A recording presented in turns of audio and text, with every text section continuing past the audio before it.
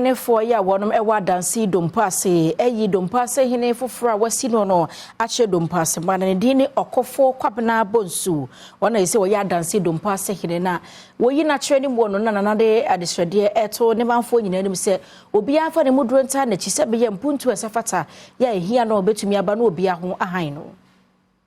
okofo kwabena bonsu adansi Dompoasehene echiremu a empuntu nyuma pi ena sesei enkoyie ewo adansi ene ne potemu no gidi ye pase so manfa wo mufri adansi Dompoase a otu akotena echiche ne bencheye ekabomu a obetimi edi mpuntu abaho Dompoase kro fefe mpuntu ni kro yim eno ne ade hamia eno ntu nyame de maba me betimani ahwe betuma ye wo ya ehia mo nso mo wa e ma bebre kro an ma enkoye sabe mabai me pempuntuo sesaye na ontumi nyanse sesaye obra wonka obi ensa asesam nye ne kro mbeda na assembly fo na omde je pa abakro yim ba bia kwan na Baby asabia awose BBC suku ana sabia jana BBC ICC adan ho nyina na wose ahwehwe na sabia mekro no atie na monso ne hia monsaka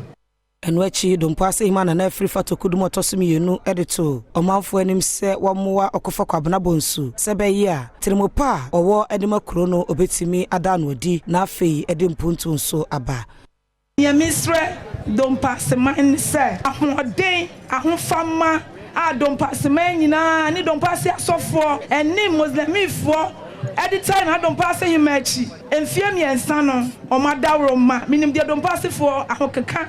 eni ahofama eni odo a moyi na di kire na Dompoasehene ma no momfa saa odo kro na emfa enso okofo kwabra bonsumu na wontumi empagya Dompoase emfa nkonkan